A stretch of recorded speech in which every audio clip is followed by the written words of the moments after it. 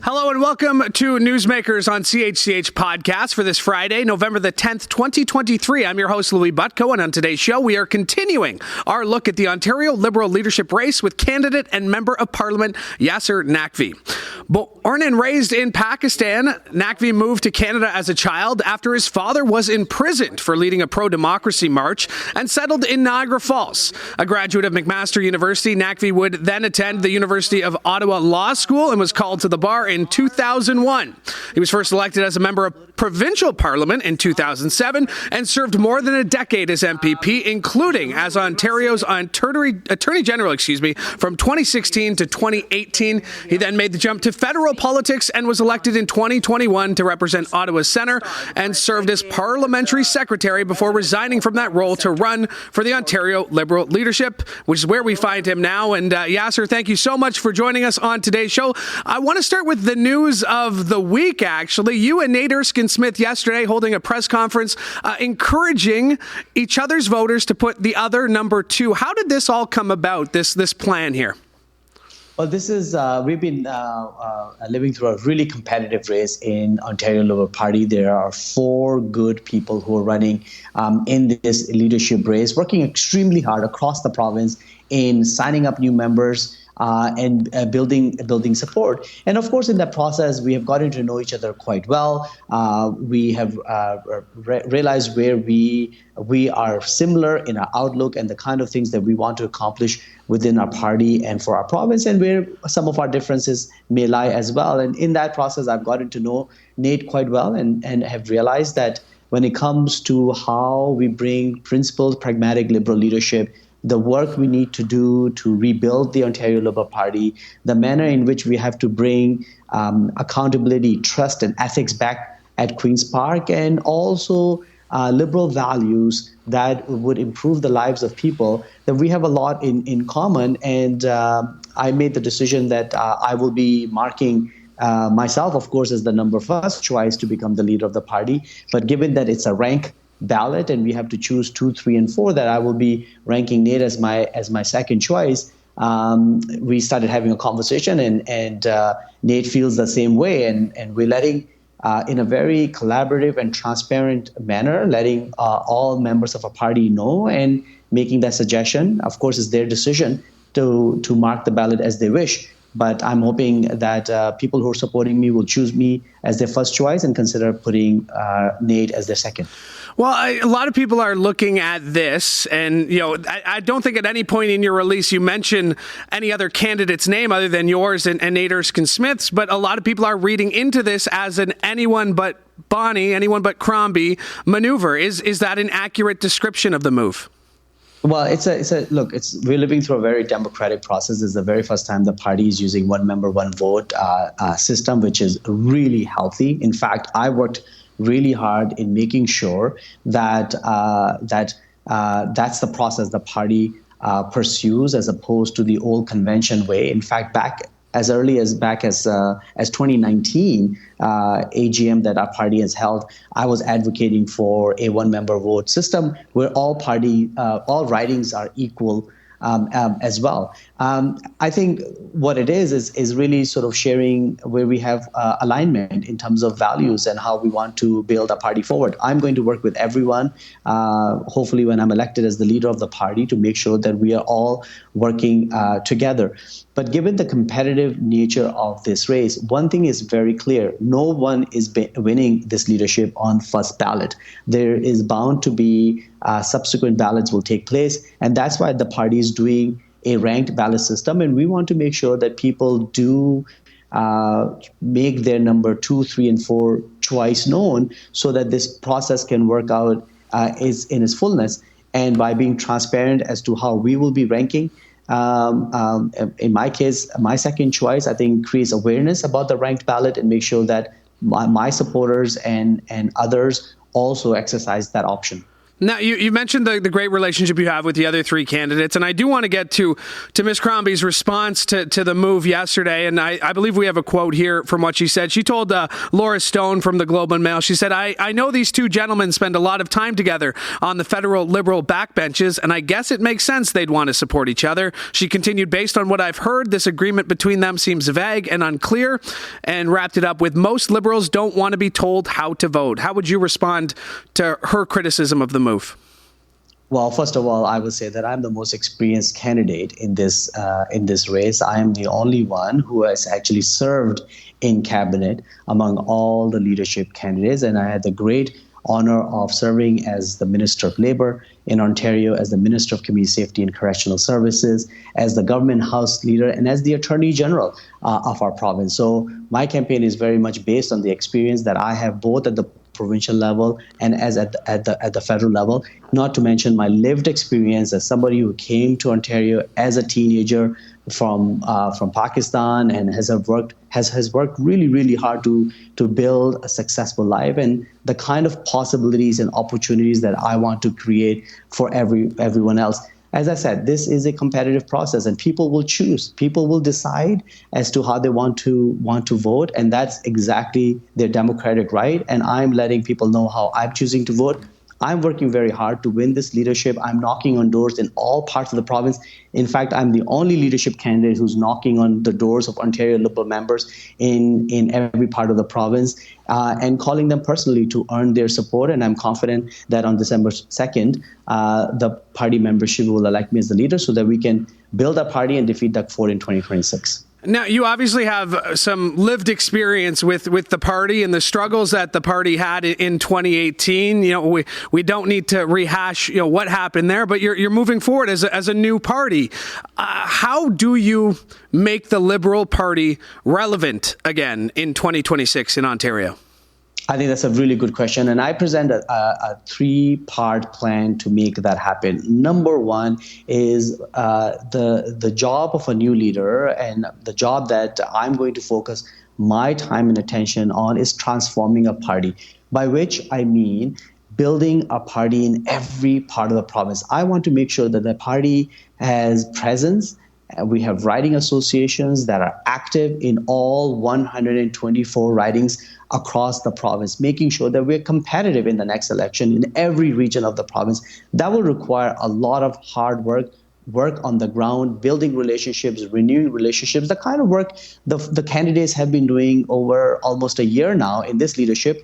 But that just helps build the foundation, and we have to take it to the next level.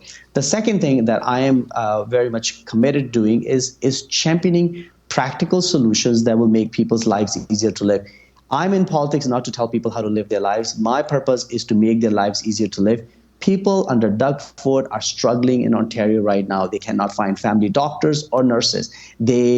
Kids are struggling in overcrowded classrooms. Kids with special needs are unable to get access to special education instructors. And not to mention the crisis of affordability, where people are working 2 or 3 jobs and are unable to pay for rent or groceries. That is unacceptable. And a Liberal Party under my leadership, will come up with practical solutions to these problems that will make people's lives easier to live. And lastly, and this is where party members come into play, they will elect a leader that hopefully is reflective of Ontario. As I said, I'm an immigrant to Canada. I spoke very little English when I came. Both my parents were lawyers, but they were not able to practice law because their credentials were not recognized. They bought a motel in Niagara Falls, Ontario, which we lost in a recession, and had to rebuild our lives. And we have worked extremely hard to build successful lives. Ontario's public health and education system was there. So my story is the story of Ontario. And a lot of people see a reflection, and I want to build a party that is mirror to our province. I want to bring leadership that is relatable to people and able to connect with them and stand in stark contrast to Doug Ford, to prosecute him for his ethical failures and defeat him in 2026 so that we can improve the lives of Ontarians. We had Ted Hsu on the show here yesterday talking about his candidacy. He is the only one of four of you that is currently serving at Queen's Park. Why doesn't that give him the advantage in this race? As somebody, I know you served 11 years at Queen's Park yourself. You mentioned your credentials while you were there, but you did lose an election in 2018. Ted Hsu is currently serving as a MPP. Why isn't he the right fit? Well, I think Ted is doing a remarkable job, and he's an extremely intelligent person who is a dedicated public servant. He has served at both federal level and now at the provincial level. In the end of the day, the members of our party will decide who's the best possible leader. In my mind, if I am the leader of our party, Ted Hsu will be playing a very important role in rebuilding our party, in representing our party in the legislature, given that he's got a seat there, but also helping me develop policies and platform that will speak to Ontarians. I think Ted brings a really good understanding of complex policies, and I'm of the view, and I've expressed that to Ted in our many conversations, that he will play a very important role if I am privileged enough to be chosen as the leader of our party. If you're not chosen the leader, you're an MP. How would you support the Ontario Liberal Party if you don't happen to win this election? I am very much committed to the success of Ontario Liberal Party. I want to play a very important role in the rebuilding of the Ontario Liberal Party. Ontario Liberal Party has been my family.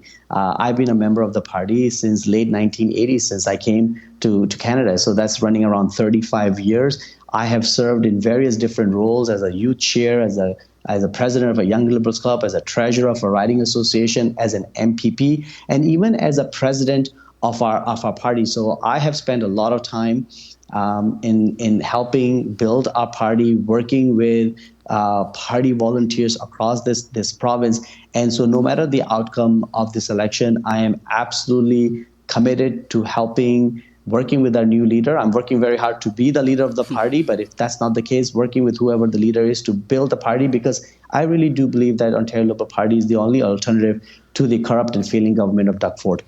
You mentioned your successes campaigning, how long you've been doing it. I'm sure even in this last 5 months, though, you've learned something. What have you taken away from this experience, door to door, Northern Ontario? You mentioned all the ridings. What's something you've taken away from this experience?